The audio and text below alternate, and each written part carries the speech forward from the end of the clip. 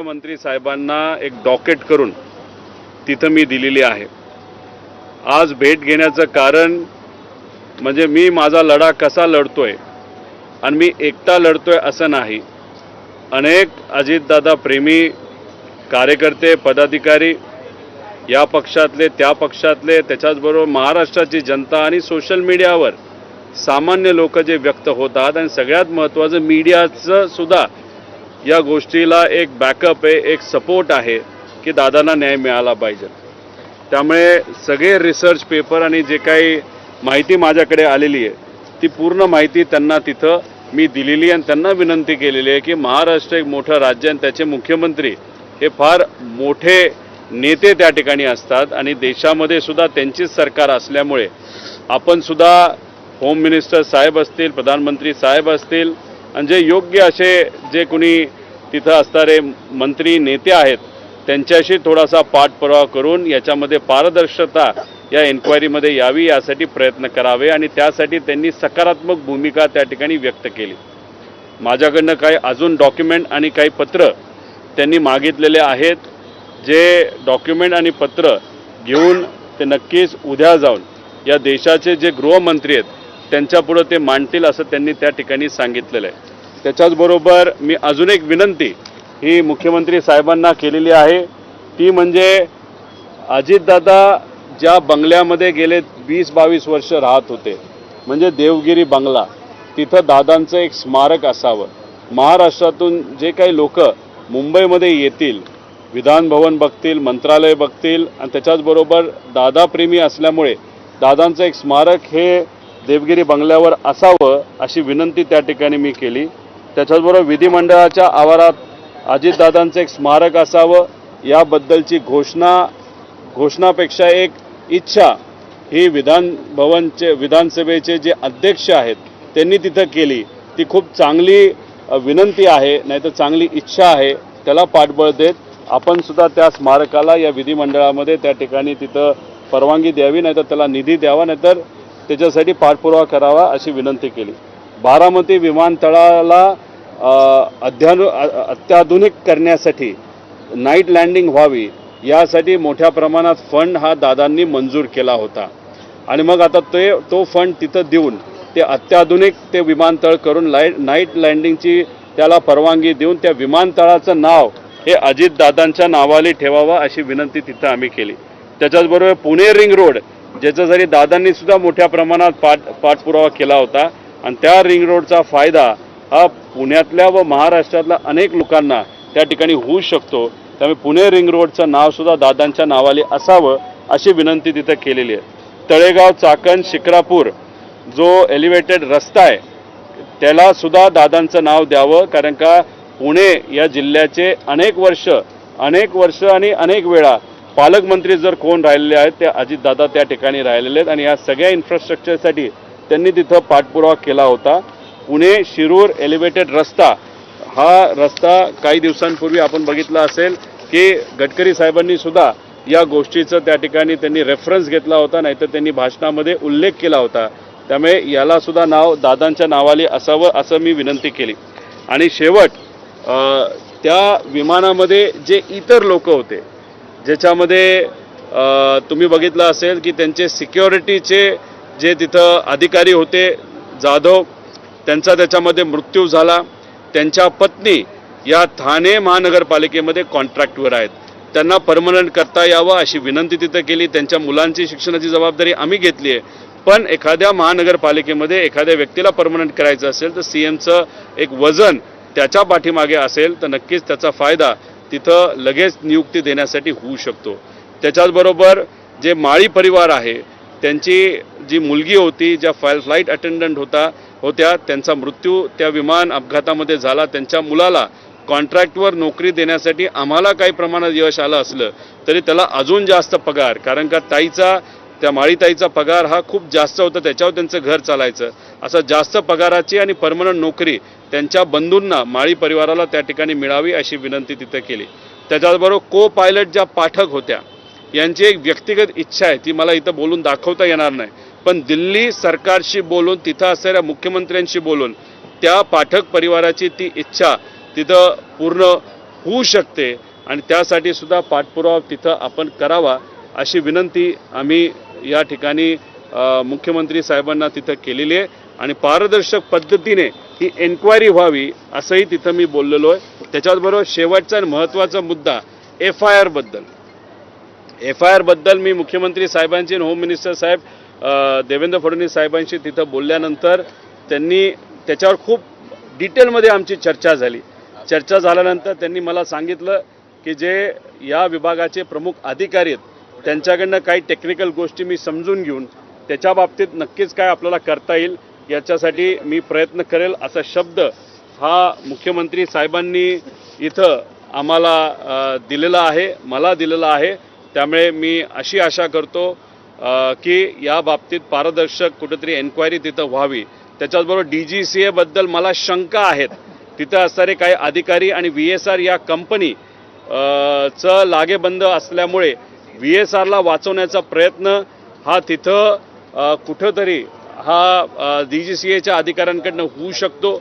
तिथले मंत्री, त्यांचा प्रभाव, त्या मंत्रींचे नेते, त्यांचं VSRचं नातं, या सगळ्या गोष्टींबद्दल मी त्यांना तिथं सांगितलेलं आहे.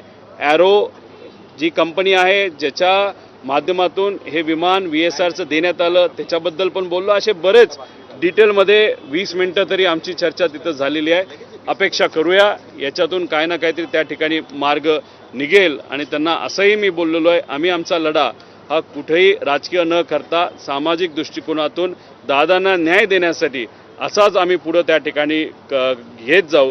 त्यासाठी जिथं लागेल तिथं तुमचं सहकार्य असेल आणि जर आक्रमक पद्धतीने राज्य सरकारने या बाबतीत जर पाठपुरावा केला आणि आमच्या लढ्याला जर तिथं आमचा लढा लागलाच नाही आणि सरकारनेच हा लढा लढला तर माझ्यापेक्षा दुसरं कुणी नसेल जो आनंदी असेल. त्यामुळे त्यासाठी प्रयत्न करावे असंही त्या ठिकाणी मी बोललेलो आहे. एक महिना होतोय, उद्या 1 महिना होतोय घटनेला. तुम्ही काही डेडलाईन दिली आहे का किंवा काही अशी मागणी केली आहे का इतक्या महिन्यामध्ये हे अहवाल असेल किंवा मग हा तपास पूर्ण व्हावा? कारण महिने जातात मात्र तपास पूर्ण होत नाही. एक आपण सगळ्यांनी समजून घेतलं पाहिजे की हा जो अहवाल ज्याचा रेफरन्स तुम्ही त्या ठिकाणी करत आहात हा अहवाल केंद्र सरकारकडनं येणारा अहवाल आहे. कारण DGCA केंद्र सरकारच्या अंतर्गत काम करणारी एजन्सी आहे आणि त्यांची जी एजन्सी AIBB तर त्यांच्याकडनं अहवाल खरं तर आज यायला पाहिजे पण तो उद्यापर्यंत येईल अशी अपेक्षा आपण सर्वजण करू. त्याबद्दल मी फक्त त्यांना सांगितलेलं आहे. पण तो विषय केंद्र सरकारचा असल्यामुळे केंद्र सरकारकडनंच कुठंतरी प्रेशर तिथं दिलं गेलं पाहिजे असं आम्हाला वाटतं. आता काही दिवसांपूर्वी जे या देशाचे जे स्टेट एव्हिएशन मिनिस्टर आहेत मुरली मोहोळ साहेब त्यांनी एक वक्तव्य केलं होतं की महिना होण्यापूर्वीच तो अहवाल तिथं येईल. अपेक्षा आहे उद्यापर्यंत तो अहवाल येईल. फक्त अहवाल देत असताना कुठेही थातूरमातूर अहवाल देण्यासाठी अहवाल जर त्यांनी दिला तर हे उचित ठरणार नाही. महाराष्ट्रातल्या प्रत्येक व्यक्तीचं या अहवालाकडे लक्ष आहे. डिटेलमध्ये अहवाल येणं हे महत्त्वाचं आहे आणि त्याच्यातच सोमवारी सकाळी 11 वाजता मुंबईमध्ये मी एक वेगळी प्रेस कॉन्फरन्स तिथं घेणार आहे याच गोष्टींबद्दल पण अजून डिटेलमध्ये जाऊन त्या ठिकाणी घेणार आहे. त्यामुळे कृपा करून मी केंद्र सरकारच्या मंत्र्यांना व तसंच राज्य एव्हिएशन मिनिस्टर मुरली मोहोळ यांना सांगतो काय झालं तर थातूरमातूर अहवाल न आणता डिटेलमध्ये प्रायमरी अहवाल हा उद्यापर्यंत तिथं यावा अशी आमच्या सगळ्यांची अपेक्षा आहे. एकाच विषयावर 2 ठिकाणी FIR करता येणार नाही असं रत्न सदावर्ते यांचं म्हणणं आहे. त्याचबरोबर त्यांचं असं म्हणणं आहे की सरकारी कामात अडथळा आणल्यामुळे तुमच्यावर FIR दाखल केला जाऊ शकतो, गुन्हा दाखल केला जाऊ शकतो. कोणाबद्दल तुम्ही म्हणताय त्यांचं काय महत्त्व आणि या महाराष्ट्राच्या राजकारणामध्ये त्यांनी काय सकारात्मक केलंय का नाही केलं याबद्दल सगळ्यांना तिथं माहिती आहे. फक्त टेक्निकल हा विषय असल्यामुळे एक तर आपण सगळ्यांनी समजून घेतलं पाहिजे की बारामतीमध्ये तो FIR व्हावा अशी माझी इच्छा होती पण तिथं गेल्यानंतर लोकांची गर्दी खूप मोठ्या प्रमाणात होईल म्हणून मी तिथं न जाता 25 तारखेला मी मुंबईमध्येच मरीन ड्राईव्ह या पोलीस स्टेशनला तिथं गेलो होतो. पोलीस स्टेशनला जाण्याचं कारण का 2023ला जे BNSS नवीन कायदा आला आहे त्याच्यात 0 FIR नावाचं एक तिथं एक प्रोव्हिजन असतं. म्हणजे तुम्ही देशामध्ये कुठेही FIR केला तर तो त्या विभागाला नाहीतर तो त्या पोलीस स्टेशनला पाठवला जातो. आता मुंबईमध्ये FIR व्हावं अशी माझी इच्छा होती. तो तो माझा अधिकार 173 कायद्याच्या अंतर्गत त्या ठिकाणी आहे, BNS ॲक्टच्या अंतर्गत.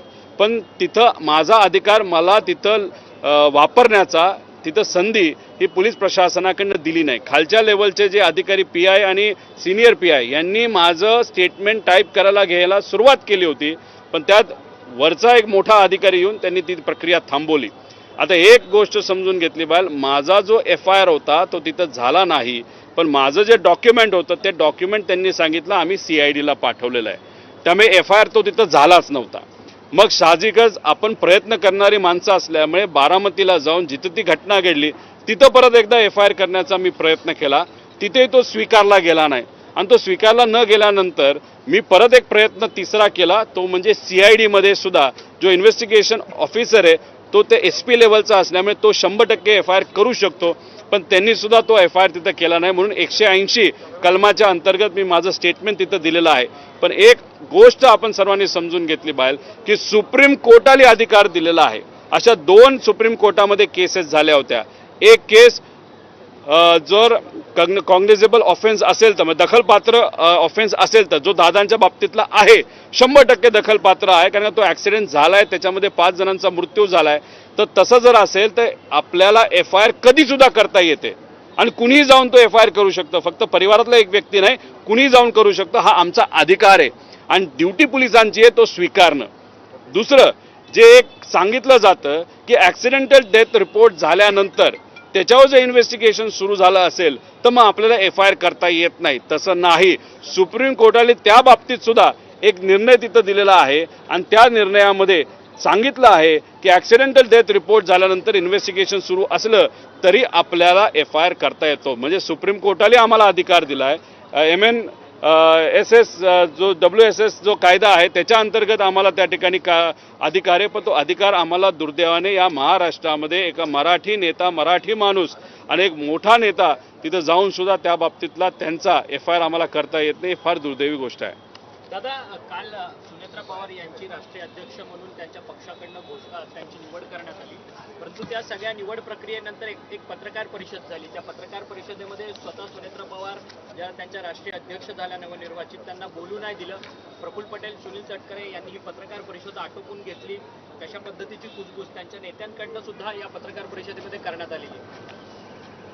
अजित दादांचं या महाराष्ट्रावर होतं, महाराष्ट्रातल्या प्रत्येक व्यक्तीवर होतं, आमदारांवर होतं आणि त्यांच्या तर या तपासासंदर्भात रोहित पवार यांनी आणखी काही गंभीर सवाल उपस्थित केलेले आहेत.